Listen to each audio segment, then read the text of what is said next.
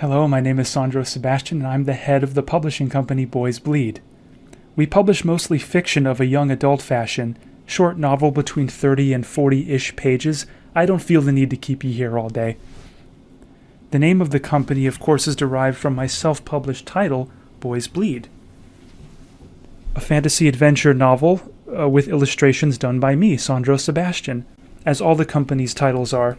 Let's see if we can blend a comic book action-adventure feel with a more classical artistic style, and all of the while including the charm of a former Victorian 19th century novel feel that words had before everyone was writing a book just to get a movie deal. All of this is the mission of the Boys Bleed Publishing Company. Now let's take a look at this video and see what's going on in my world this week.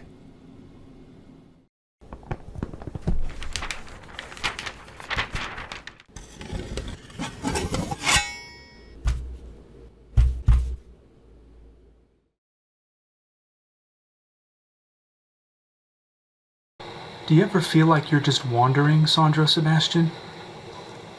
As though God has forgotten you? Maybe his plan doesn't include you? Even David, before he was king, wandered a bit while on the run from King Saul, who was jealous of David's popularity after defeating Goliath. No matter how far you've wandered, there is always a plan. 1 Samuel 21-24, from the New Living Translation, to go easy on your concentration. David went to the town of Nob to see Ahimelech the priest.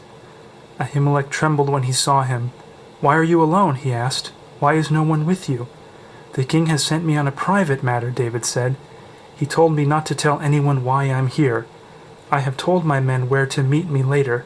Now, what is there to eat? Give me 5 loaves of bread or anything else you have." "We don't have any regular bread," the priest replied. "But there is the bread which you can have if your young men have not slept with any women recently." "Don't worry," David replied. "I never allow my men to be with women when we are on a campaign. And since they stay clean even on ordinary trips, how much more on this one?" Since there was no other food available, the priest gave him the holy bread, the bread of the presence that was placed before the Lord in the tabernacle. It had just been replaced that day with fresh bread. Now Doeg the Edomite, Saul's chief herdsman, was there that day. Having been detained before the Lord, David asked Ahimelech, "Do you have a spear or sword? The king's business was so urgent that I didn't even have time to grab a weapon." "I only have the sword of Goliath the Philistine, whom you killed in the valley of Elah," the priest replied. "It is wrapped in a cloth behind the ephod. Take that if you want it, for there is nothing else here."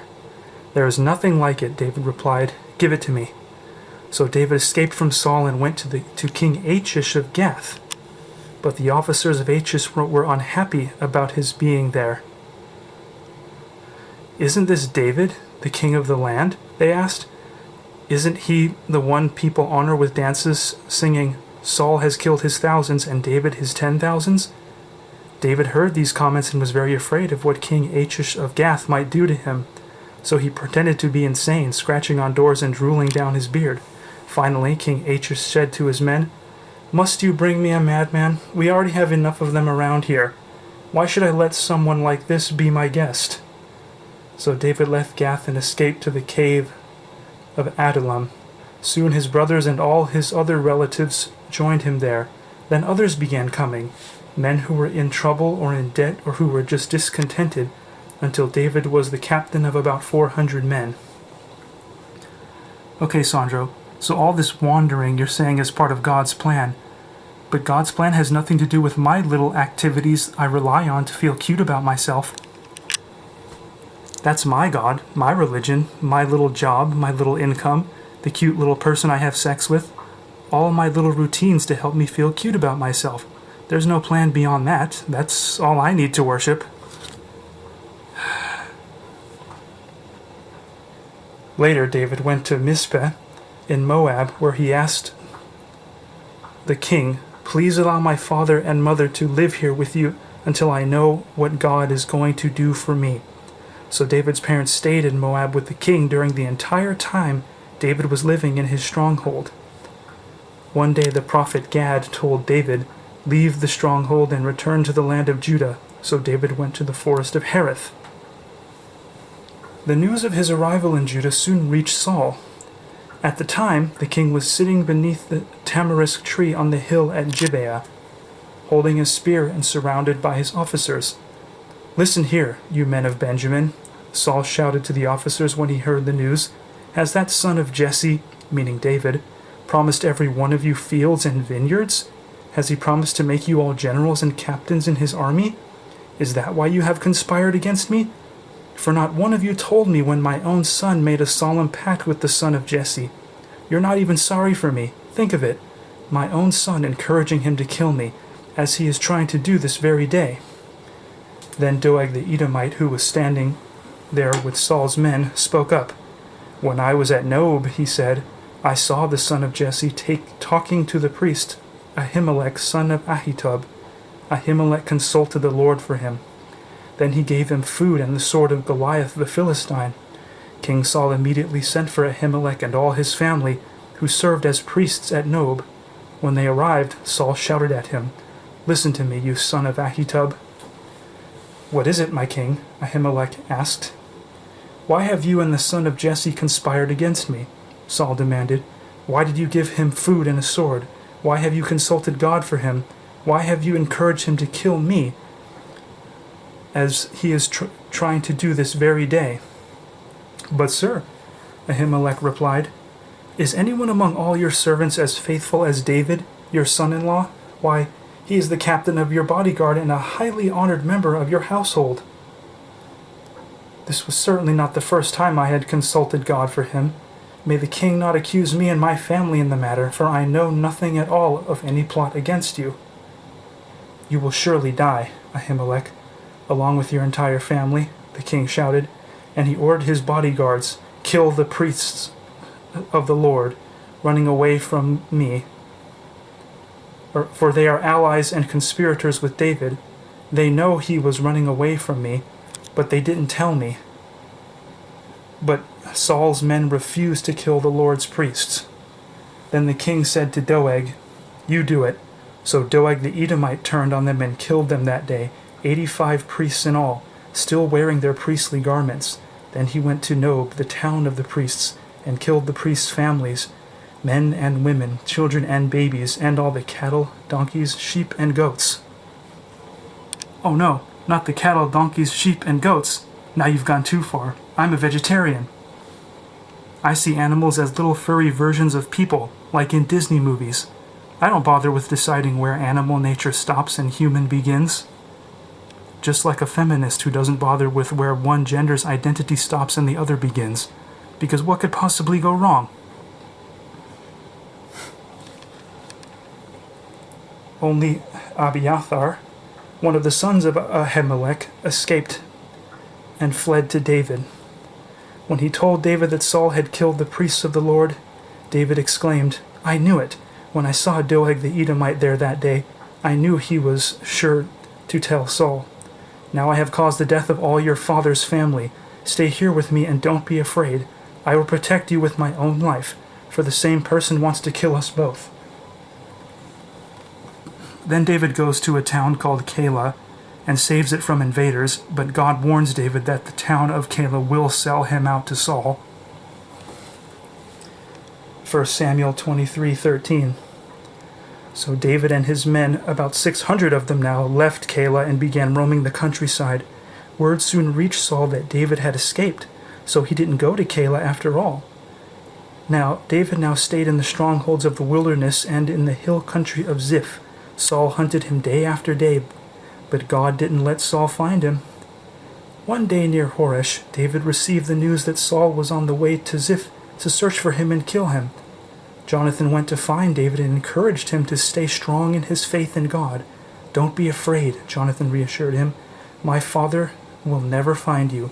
You are going to be the king of Israel, and I will be next to you, as my father Saul is well aware." "Okay, Sandro, this Bible stuff and God's plan is good for you and all, but I have my little routines and habits that I rely on to feel cute about myself, so that's what I build my beliefs around." "The Bible is a made-up thing, Sandro Sebastian." "How do you know your cute little routines are not a made-up thing? Easy, man."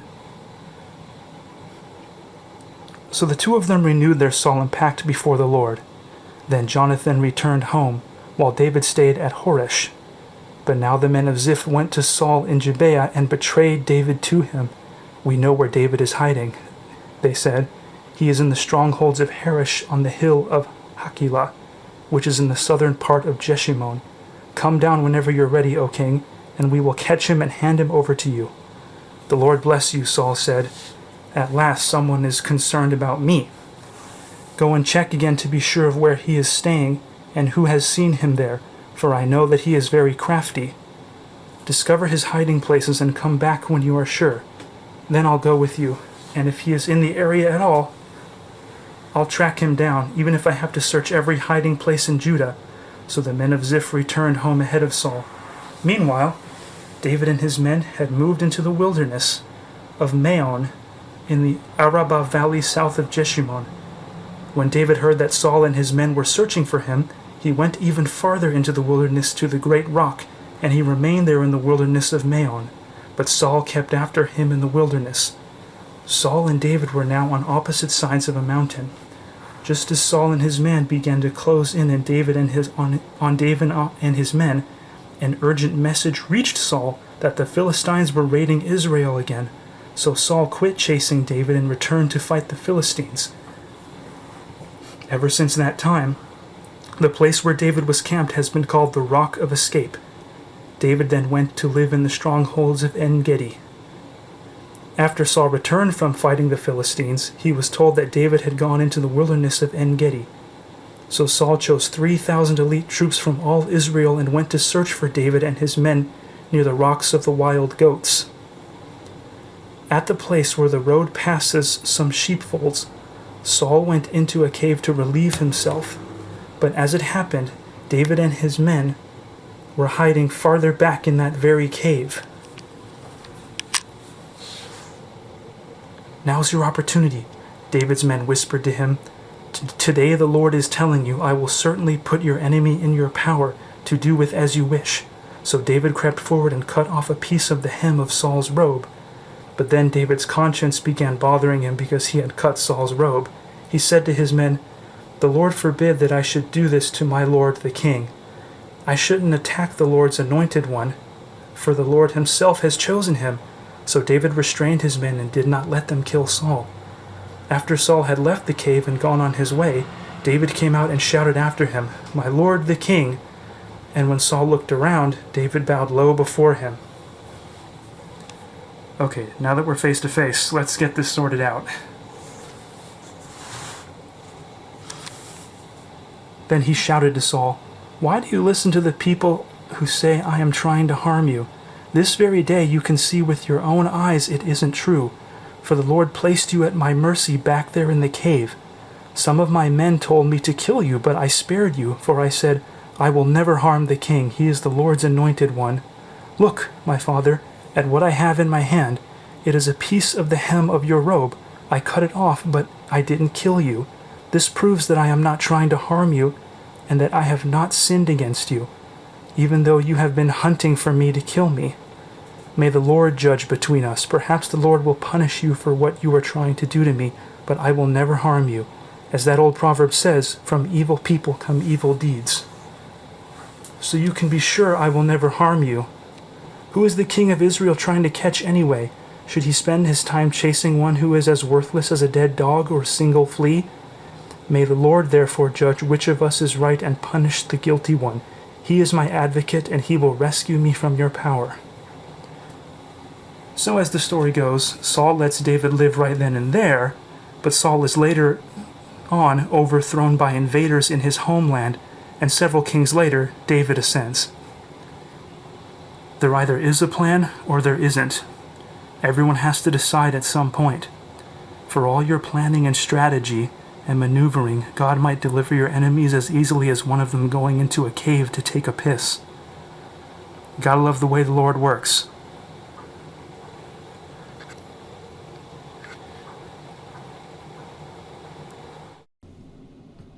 All of the Boys Bleed titles are available on Amazon, searchable under the name Sandro Sebastian as author.